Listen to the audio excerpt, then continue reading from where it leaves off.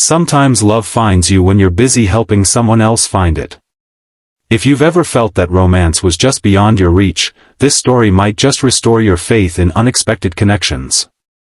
Make sure to like this video and subscribe to our channel for more heartwarming stories that remind us all that love can appear in the most surprising places. The fluorescent lights of the office buzzed overhead as Marcus Thompson squinted at his computer screen, the clock in the corner showing 7:48 p.m. Everyone else had gone home hours ago, but as a single father with mounting bills and a daughter who deserved better than what he could currently provide, overtime had become his faithful companion. "You're still here?" The voice startled him. Marcus looked up to see Eliza Chen, his boss of 3 years, standing in the doorway of his cubicle.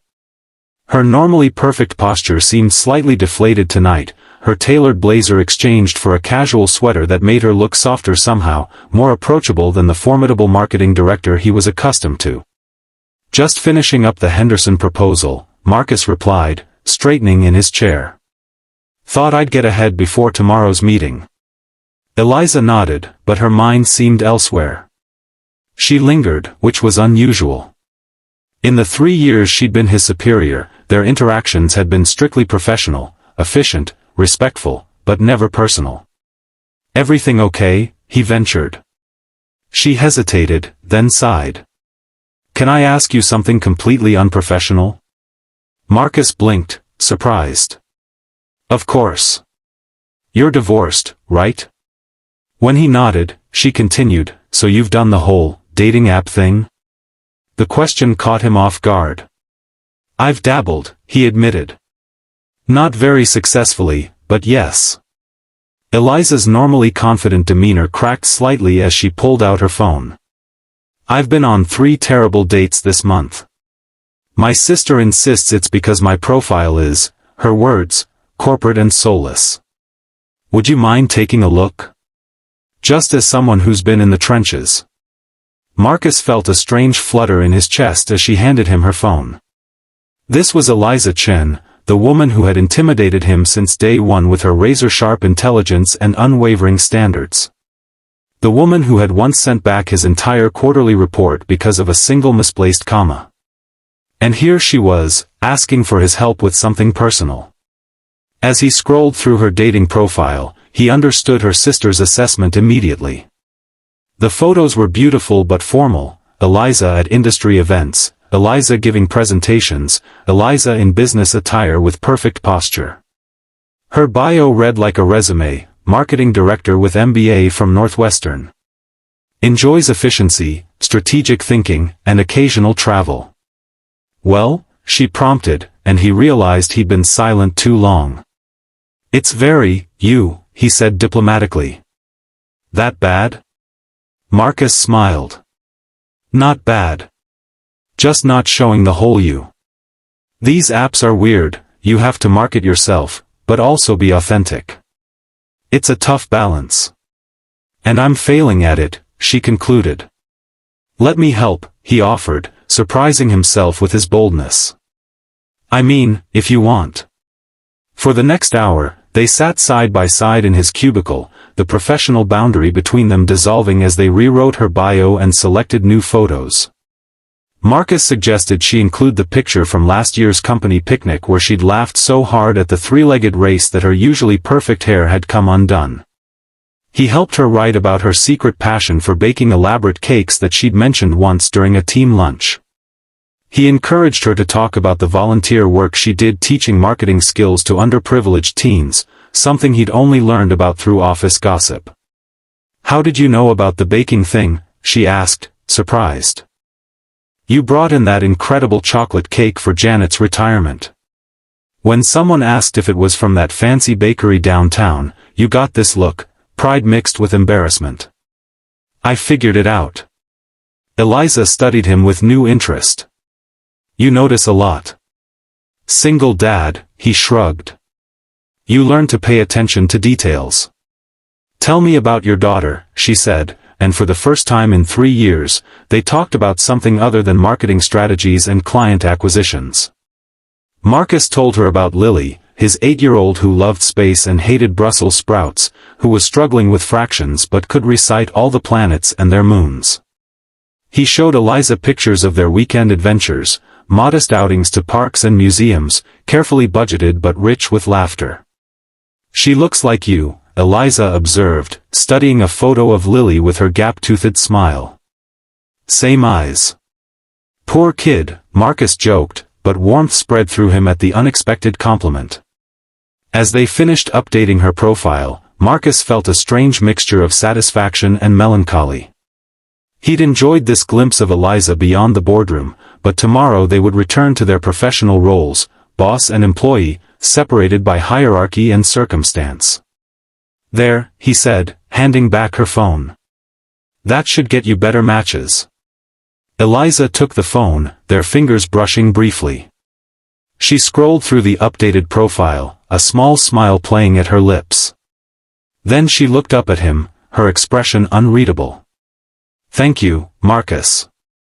This is much better." "Happy to help," he replied, already reaching to shut down his computer, ready to head home to relieve his elderly neighbor who watched Lily on late nights. "Actually," Eliza said, her voice taking on an unfamiliar hesitancy, "I've been thinking." Marcus paused, looking up at her. All these dating apps and awkward first meetings with strangers. She took a deep breath. "Why not take me out instead?" The question hung in the air between them. Marcus stared at her, certain he'd misheard. "I'm sorry." "You understand me," she continued, her professional confidence returning. "You see things about me that I didn't even realize were visible. And I'd like to get to know you better, outside of work." "But you're my boss," he said, stating the obvious. "I am," she acknowledged. "And if you're uncomfortable with the idea, we can pretend this conversation never happened.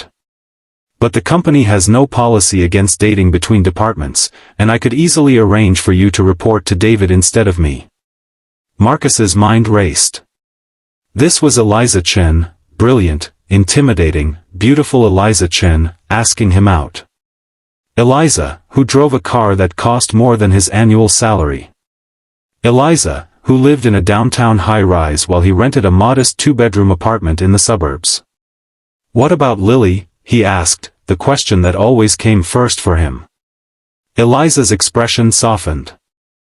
"I'd like to meet her. Not right away, of course. But eventually, if things progress." "I don't know," Marcus said honestly. "This is unexpected." "Take some time to think about it," she offered. "No pressure, no workplace awkwardness either way. Just consider it." As she turned to leave, Marcus found himself speaking without thinking. "Friday." She looked back, eyebrows raised. "Friday night," he clarified. "If you're free. Nothing fancy, I can't afford fancy. But I know a place with great tacos and even better churros." The smile that spread across Eliza's face transformed her completely. Not the polished, professional smile he was used to, but something genuine and bright that reached her eyes. "I love tacos," she said simply. "Friday it is." Friday arrived with a mixture of anticipation and anxiety that Marcus hadn't felt since high school. He'd arranged for Lily to stay overnight with her best friend, explained to her that Daddy had a grown-up dinner, without going into details, and changed his outfit 4 times before settling on his one good button-down shirt and the jeans that his sister had insisted made him look not completely hopeless. The taco place was a small family-owned restaurant tucked away on a side street, casual enough that he could afford it, but with food good enough to impress someone with Eliza's refined tastes. When she walked in, wearing jeans and a simple blouse instead of her usual corporate attire, Marcus felt his breath catch. She looked younger, more relaxed, and impossibly beautiful. "Hi," she said, sliding into the booth across from him. "Hi," he replied, suddenly feeling like a teenager again. "You look different." "Good different." She laughed. "You've only ever seen me in work mode. This is off-duty Eliza." "I like off-duty Eliza," he admitted. The evening flowed with surprising ease. Without the office dynamics between them, they discovered common ground they'd never explored, a shared love of old movies, similar tastes in books, the same favorite ice cream flavor. Eliza told him about growing up as the daughter of Chinese immigrants who had sacrificed everything for her education, the pressure she'd felt to succeed, the loneliness of climbing the corporate ladder. People see the title, the salary, the achievements, she confessed over her second margarita. They don't see the Friday nights alone, the family gatherings where relatives ask why I'm still single, the dates with men who either want to compete with me or expect me to diminish myself to make them comfortable. Marcus nodded, understanding. After the divorce, I thought dating would be easier. But add a child to the equation, and suddenly you're either someone's charity case or their worst nightmare. Their loss, Eliza said firmly. Lily sounds amazing. And so are you. The compliment, delivered with such straightforward sincerity, warmed him more than the spicy salsa. As promised, the churros were exceptional, crispy, warm, and dusted with cinnamon sugar. When Eliza got some on her nose, Marcus reached across the table without thinking, brushing it away with his thumb. The moment of contact sent electricity through him, and from the way her eyes widened slightly, he suspected she felt it too. Walking her to her car afterward, Marcus felt the pleasant tension of a successful first date, the question of whether to kiss her goodnight hovering between them. I had a really good time, she said, keys in hand but making no move to unlock her car. Me too, he replied. Much better than any dating app match could have been. She smiled, then hesitated. Marcus, I need to ask, is this weird for you? The work thing? He considered the question seriously. It should be, but it isn't. You're not my boss tonight. You're just Eliza. And I really like Eliza. The kiss, when it came, was gentle and brief, a perfect first kiss that promised more but demanded nothing. As they pulled apart, snowflakes began to fall around them, as if the universe had decided to add a touch of movie magic to the moment. Text me when you get home, she asked.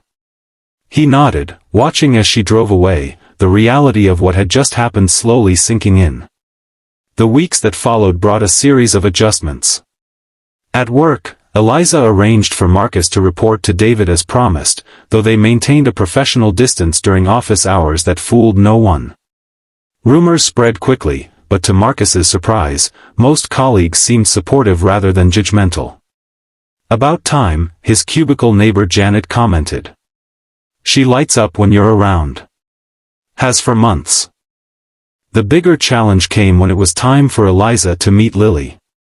Marcus had prepared his daughter carefully, explaining that Ms. Chen from his work was someone special he wanted her to meet. Lily, with the directness of an 8-year-old, had immediately asked, "Is she your girlfriend?" "We're getting to know each other," Marcus had answered honestly. "And I'd like you two to get to know each other too." They chose the Science Museum for their first outing together, neutral territory with plenty of distractions if things got awkward. Marcus had worried that Eliza, used to boardrooms and executive decisions, might struggle to connect with an energetic third grader. He couldn't have been more wrong. Eliza arrived with a small gift for Lily, a book about women astronauts that showed she'd been paying attention when Marcus talked about his daughter's interests.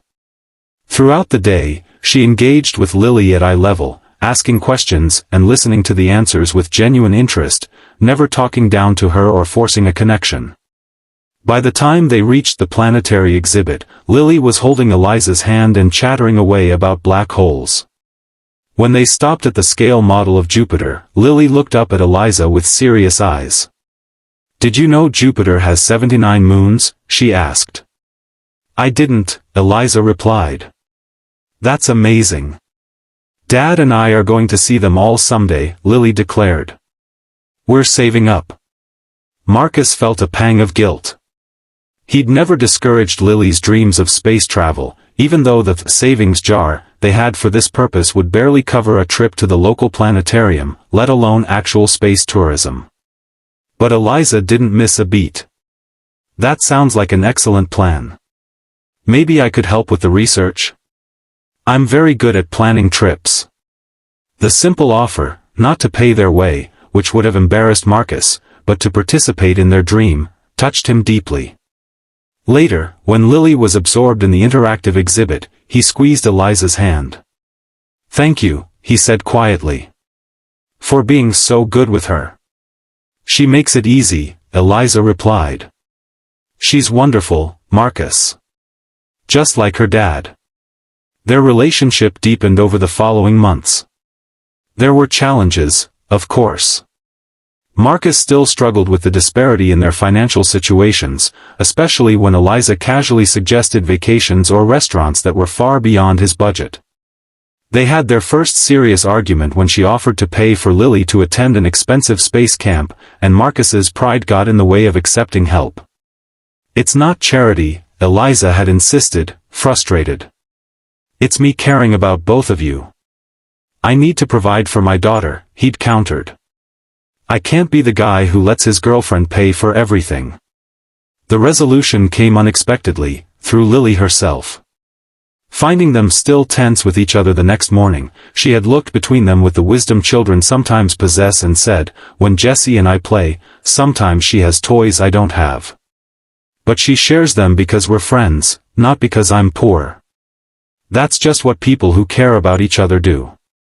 Out of the mouths of babes, Marcus had thought, looking at Eliza with new understanding. They'd reached a compromise. Eliza would help with opportunities for Lily, but Marcus would contribute what he could, maintaining his dignity while accepting that love meant allowing someone to give as well as receive.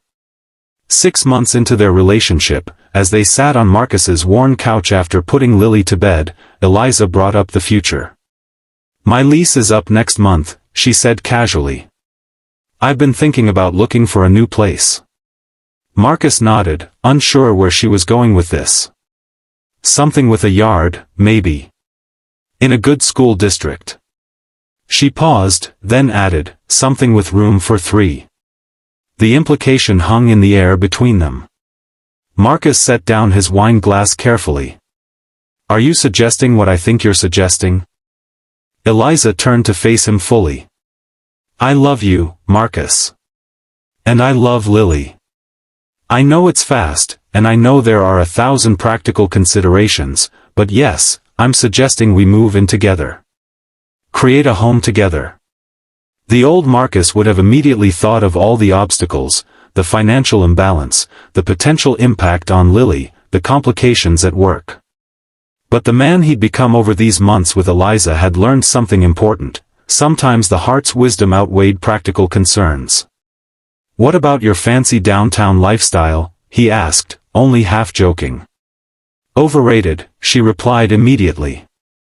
"I'd trade all the high-rise views in the world for Sunday mornings with you and Lily making those terrible pancakes you think are edible." He laughed, then grew serious. "And Lily? This would be a big change for her." "We'll talk to her together," Eliza said. "Make sure she's comfortable with the idea. I don't want to rush her, or you." Marcus looked at the woman beside him, brilliant, kind, beautiful Eliza, who had somehow seen past his overtime hours and budget constraints to the man beneath. The woman who discussed space exploration with his daughter and never made him feel less than her equal, despite all the external markers that suggested otherwise. "I love you," he said simply. "And yes, let's create a home together." 1 year to the day after Marcus had helped Eliza with her dating profile, they stood together in the backyard of their new home, a modest but comfortable house in a neighborhood with good schools and a small yard where Lily had already established a mission control for her imaginary space flights. The gathering was small, close friends, a few colleagues, Eliza's parents who had surprised Marcus by embracing him warmly despite their initial concerns about their daughter dating an employee with a child. Lily darted between guests in her special dress, proudly showing everyone the star-shaped pendant Eliza had given her that morning. As the sun began,